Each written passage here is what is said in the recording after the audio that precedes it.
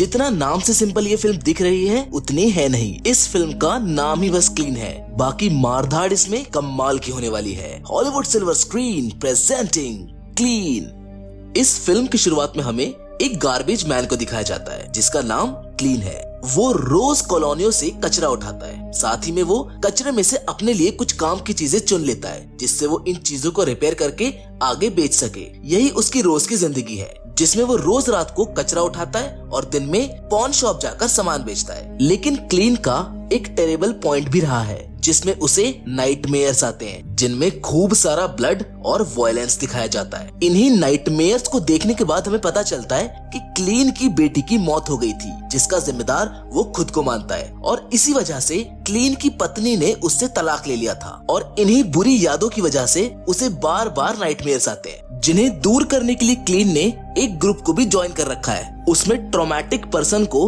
अच्छी बातें सिखाई जाती हैं। साथ ही में क्लीन अपनी पड़ोसी जिसका नाम डायना है उसकी खाना देकर हेल्प भी करता है क्योंकि उसके माता पिता गुजर गए हैं और वो अपनी दादी के साथ अकेले रहती है। डायना क्लीन को अपनी बेटी की याद दिलाती है और क्लीन भी उसे अपनी बेटी जैसा ही ट्रीट करता है। अब हमें आगे दिखाया जाता है कि जेल से एक माइकी नाम का लड़का बाहर आता है जो काफी खुश दिखाई दे रहा है क्योंकि उसे लेने उसके दोस्त और उसके पापा माइकल आए हैं जो अपने बेटे के पास जाना चाहते हैं। पर माइकी अपने पापा को इग्नोर करके अपने दोस्तों के साथ चला जाता है जिससे माइकल काफी शर्मिंदा महसूस करता है, पर फिर भी माइकल उसे कुछ नहीं कहता है। अब एक बार फिर से हमें क्लीन को दिखाया जाता है जो डेली की तरह अपना रूटीन फॉलो कर रहा होता है, लेकिन आज वो कुछ अजीब चीजों को नोटिस करता है। वो देखता है कि कुछ लोग एक फिश शॉप के बाहर कुछ पैकेजेस को अनलोड कर रहे हैं, मगर ये लोग वर्कर्स नहीं बल्कि गैंगस्टर्स लग रहे हैं जिनके पास हथियार भी हैं, जिससे पता चलता है कि यहाँ पर कुछ इलीगल एक्टिविटीज हो रही हैं। यहीं पर हमको ये भी पता चलता है कि इस मछली की दुकान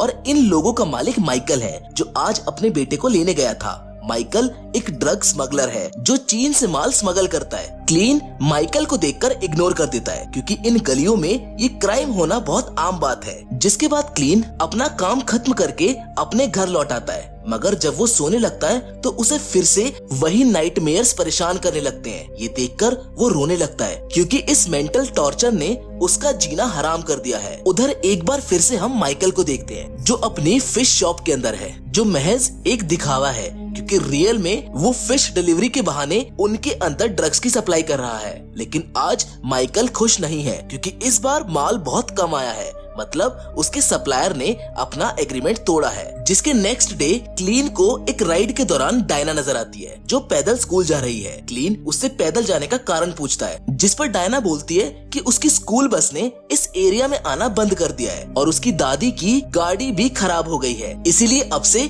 उसे पैदल ही स्कूल जाना पड़ेगा। लेकिन क्लीन उसे उस दिन स्कूल छोड़ देता है और अगले दिन वो डायना के घर के सामने एक साइकिल को रिपेयर करके रख देता है। अब डायना पैदल स्कूल नहीं जाएगी, मगर उसे ऐसा करते हुए उसकी दादी देख लेती है। उसकी दादी ये सोचते हुए बोलती है कि ये आदमी बगैर किसी कारण के मेरी पोती की इतनी मदद क्यों कर रहा है, और अब दादी से रहा नहीं जाता है, इसलिए वो क्लीन से पूछ ही लेती है कि डायना तुम्हारी बेटी नहीं है तो किस कारण से तुम उसकी इतनी मदद करते हो। जिस पर क्लीन कहता है कि ये सब मैं खुद के लिए कर रहा हूँ क्योंकि ऐसा करने से शायद मेरा पाप खत्म हो जाएगा। वो उदास हो जाता है, लेकिन दादी उसे सहारा देते हुए बोलती है कि क्लीन तुम दिल के अच्छे इंसान हो, मगर क्लीन अपनी नजरों में एक पापी है। जिसके बाद क्लीन अपनी बेटी को साइकिल चलाते हुए याद करता है। उधर दूसरी तरफ माइकल अपने इम्पोर्टेड ड्रग्स को सप्लाई करने के लिए तैयार है, लेकिन वो हाई क्वालिटी ड्रग्स को पहले लो क्वालिटी ड्रग्स में कन्वर्ट कर रहा है।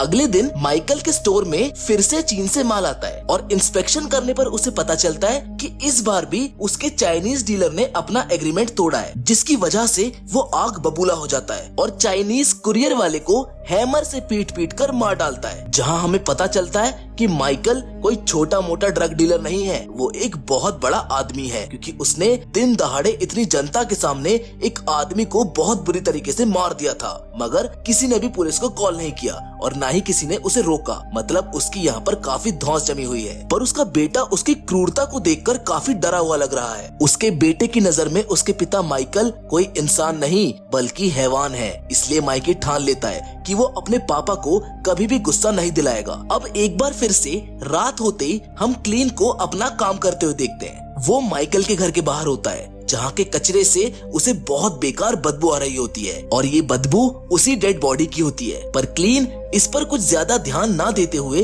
अपना काम करता रहता है, क्योंकि उसे फालतू के झगड़े में नहीं पड़ना है। जिसके पास माइकल आ जाता है और उसको याद दिलाता है कि तुमने यहाँ पर कुछ भी गलत नहीं देखा है और अपना मुंह बंद करने के लिए तुम्हें जितने भी पैसे चाहिए मैं दूंगा। मगर क्लीन नो थैंक्स कहकर वहाँ से चला जाता है। फिर ऐसे ही कुछ दिन बीत जाते हैं, जहाँ एक दिन क्लीन की कार रास्ते में खराब हो जाती है और अपनी कार को चेक करते वक्त वो कुछ लोगों को देखता है जो एक आदमी का पीछा कर रहे होते हैं। क्लीन भी उनका पीछा करने लगता है, जिधर वो देखता है कि थोड़ा आगे चलते ही वो उस आदमी को बहुत बुरी तरह से मारना शुरू कर देते हैं। ऐसा लग रहा था कि आज वो उसे मार ही डालेंगे। क्लीन ये सब देख ही रहा होता है कि तभी एक आदमी पीछे से उसके सर पर एक जोरदार वार करता है, जिससे क्लीन बेहोश हो जाता है और जब उसको होश आता है तो क्लीन अस्पताल में होता है। डॉक्टर क्लीन के सर को चेक करके बताता है कि तुम्हारे सर में बहुत गहरी चोट लगी है, पता नहीं तुम कैसे बच गए। जहां क्लीन काफी परेशान दिखता है। डॉक्टर कहता है कि मैं आज की नहीं बल्कि तुम्हारी पहले वाली इंजरी की बात कर रहा हूँ। मतलब कि क्लीन पहले भी खतरनाक तरीके से इंजर्ड हो चुका है जो आज तक ठीक नहीं हुई है। जिसके बाद क्लीन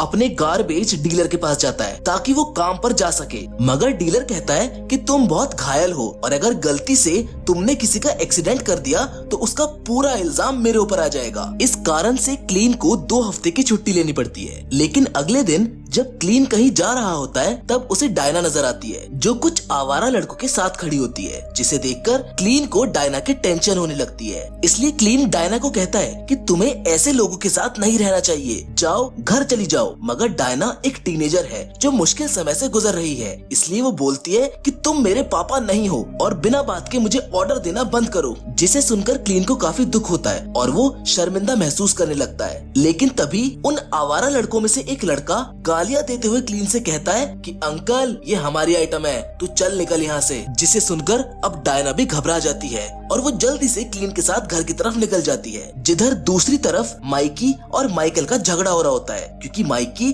अपने दोस्तों के साथ ड्रग्स का नशा करना चाहता था, लेकिन माइकल उसे एक ब्राइट फ्यूचर देना चाहता है जो कि उसका ड्रग्स का धंधा है। लेकिन माइकी एक सख्त लौंडा होकर अपने बाप को मना कर देता है। वो बोलता है कि मुझे आपके धंधे की जरूरत नहीं है, जिस कारण से झगड़ा इतना ज्यादा बढ़ जाता है कि माइकी अपने बाप को मारने तक की धमकी दे देता है। जिसके बाद हमें अगले दिन का सीन दिखाया जाता है, जहाँ पर क्लीन को डायना की साइकिल एक घर के बाहर पड़ी हुई दिखती है जो कि उन आवारा लड़कों का अड्डा था। क्लीन ये सब देखकर समझ जाता है कि डायना के साथ कुछ बुरा होने वाला है और उसका अंदाजा सच होता है, क्योंकि ये लड़के डायना के साथ जबरदस्ती कर रहे होते हैं। लेकिन तभी वहाँ पर क्लीन आ जाता है जो सब लड़कों की रेंच के साथ जबरदस्त धुलाई कर देता है, जिनमें माइकल का बेटा माइकी भी होता है जो अब अधमरा हो चुका है। जिसके बाद क्लीन डायना को यहाँ से घर ले जाता है। उधर आगे अब हम ये देखते हैं कि ये सब लड़कों की ठोका पीटी का इंसिडेंट एक फोन में रिकॉर्ड हो चुका है जो पहले ही डायना को रिकॉर्ड करने के लिए रखा हुआ था, पर ये बात क्लीन नहीं जानता था। अब नेक्स्ट डे जब माइकल माइकी का इलाज करवा रहा होता है तब माइकल का खून और गुस्सा दोनों 7वें आसमान पर होते हैं। वो ये सोच रहा होता है कि इतनी बेरहमी से तो मैंने भी आज तक किसी को नहीं मारा। तभी डॉक्टर वहाँ पर आता है जो उसको बोलता है कि आपका कुटा हुआ लड़का ठीक तो हो जाएगा, पर उसका चेहरा बिल्कुल खराब हो चुका है, वो सिर्फ ऑपरेशन से ही सही होगा और साथ ही में माइक अब कभी भी बोल नहीं पाएगा क्योंकि इतने जूते खाने के बाद उसके वोकल कॉर्ड की हालत खराब हो चुकी है। ये सब सुनने के बाद माइकल माइकी का इलाज नहीं करवाने का फैसला लेता है। जिधर अब माइकल के पास एक पुलिस वाला जिसका नाम फ्रैंक है वो मिलने आता है। फ्रैंक माइकल को वो वीडियो दिखाता है जिसमें क्लीन सभी लड़कों को मार रहा है, जिसे देखने के बाद माइकल जान जाता है कि माइकी को उसी कचरे वाले ने मारा है जो उसे कुछ दिन पहले दिखा था। और इस वीडियो को देख माइकल गुस्से से पागल हो जाता है। वो बोलता है कि क्लीन के जितने भी करीबी लोग हैं उन सबको मार दो, वो लड़की और उसकी दादी बचनी नहीं चाहिए, मगर याद रखना कि क्लीन को मेरे सामने लाना, वो भी जिंदा, क्योंकि मैं उसे अपने हाथों से मारूंगा। जहाँ पर हम लोगों को ये भी पता चलता है कि इस एरिया की सारी पुलिस सब माइकल की मुट्ठी में है और जो माइकी को कुछ टाइम पहले जेल हुई थी वो भी उसके पिता ने ही करवाई थी ताकि उसे कुछ अक्ल आ जाए। इसीलिए माइकी ने जेल से निकलते वक्त माइकल को इग्नोर किया था और अब क्लीन को भी ये बात पता चल चुकी थी कि उसने माइकल के बेटे को मारा है और वो जानता था कि माइकल इसका बदला जरूर लेगा। इसलिए क्लीन डायना और उसकी दादी को लेकर सिटी से बाहर जाने लगता है ताकि दोनों सेफ रहें, मगर रास्ते में पुलिस वाले उनको रोक लेते हैं और उनके कारण क्लीन का सारा प्लान चौपट हो जाता है। वो खुद को सरेंडर कर देता है, लेकिन उसे पुलिस वालों का बिहेवियर थोड़ा अलग लगता है। क्लीन साइड मिरर से पुलिस वालों को किसी को रिपोर्ट करते हुए देखते हैं। क्लीन समझ जाता है कि ये भी माइकल से मिला हुआ है, इसीलिए क्लीन पुलिस वालों को चकमा देकर वहाँ से डायना और दादी को लेकर भाग जाता है, जिधर वो आगे जाकर अपनी कार को चेंज कर देता है ताकि वो पुलिस वालों को चकमा दे सके। लेकिन क्लीन की किस्मत भी कचरा उठाकर कचरा हो चुकी थी, क्योंकि क्लीन को ढूंढते हुए माइकल के लोग उसकी कार को पहचान लेते हैं, जो उसे तलाशने लगते हैं, जिनको डायना और दादी देख लेती हैं। इसीलिए दोनों फटाफट से एक वेयर हाउस में जाकर छिप जाती हैं। उधर क्लीन भी समझ गया था, इसलिए वो एक एक करके सारे गुंडों को मार डालता है, जिसके फाइटिंग स्टाइल को देख डायना और दादी समझ जाती हैं कि क्लीन कोई आम इंसान नहीं है। और इन दोनों को डरा हुआ देख क्लीन उन्हें बताता है कि बरसों पहले मैं एक असैसिन था और मैं अपने काम में बहुत अच्छा था, पर मुझे ड्रग्स की लत लग गई थी। और एक दिन जब मैं एक काम को निपटाकर घर आया तो मैंने देखा कि मेरी बेटी ने मेरे ड्रग्स ले लिए हैं और ड्रग्स के ओवरडोज के कारण उसकी जान चली गई। तब से ही मैं पूरी तरह से टूट चुका हूँ और इसीलिए मैं अपने आप को अपनी बेटी का किलर मानता हूँ। और इसी पछतावे की वजह से मैंने अपनी किलर जिंदगी छोड़कर एक छोटे शहर में कचरा उठाने का काम शुरू कर दिया ताकि किसी को मेरा पता ना लग पाए। मैंने अपने अतीत को तो छोड़ दिया था, पर मैं अपने इन नाइटमेयर्स को कभी भुला नहीं पाया और अब इन लोगों को मारकर मेरी यादें ताजा हो गई। ये सारी बातें बताने के बाद क्लीन उन दोनों को एक सुरक्षित जगह पर पहुंचा देता है, जिसके बाद क्लीन कुछ इम्पोर्टेंट सामान लेने के लिए अपने घर वापस जाता है, जहाँ रास्ते में वो एक गन स्टोर से गन भी लेता है, क्योंकि अब उसे माइकल और उसके गैंग को मारना है। जिधर दूसरी तरफ हम फ्रैंक को देखते हैं, जो माइकल को बताता है कि तुम्हारा सामना किसी सिंपल आदमी से नहीं पड़ा है, बल्कि वो तो फेमस असैसिन एंजेलोव डेथ है, जो किसी को भी भयानक तरीके से मारने के लिए फेमस था। उधर माइकल को क्लीन का कॉल आता है। वो बोलता है कि तुमने बहुत बड़ी गलती कर दी, तुम्हें डायना को कुछ नहीं कहना चाहिए था और अब मैं तुम्हारे घर आ रहा हूँ तुम्हें मारने के लिए। जिसे सुनकर माइकल अपने लोगों को बुला लेता है। उधर क्लीन भी अपने घर में बैटल के लिए अपनी गन्स को मॉडिफाई कर रहा होता है और अपने गार्बेज ट्रक को लेकर सीधा माइकल के घर में घुस जाता है, जिसकी वजह से उसके घर की पूरी लाइट चली जाती है। सब लोग अपनी गन से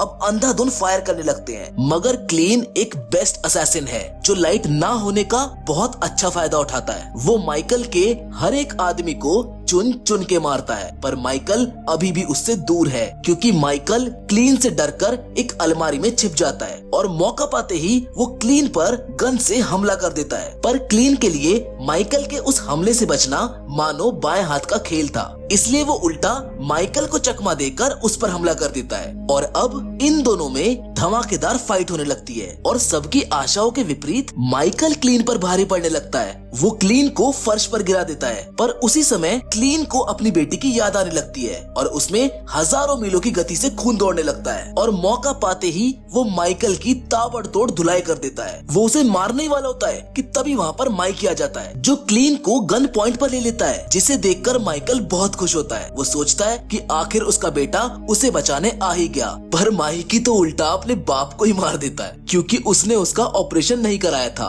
और अब वो अपाहिज हो चुका है। लेकिन माइकी भी ज्यादा दिन जिंदा नहीं रह पाता है और अपनी चोटों की वजह से खुद ही मारा जाता है। जिसके बाद इस फिल्म के एंड में हमें ये दिखाया जाता है कि डायना उसी साइकिल से स्कूल जा रही होती है और इसी के साथ ये धमाकेदार मूवी खत्म हो जाती है। हम उम्मीद करते हैं कि आपको ये फिल्म पसंद आई होगी।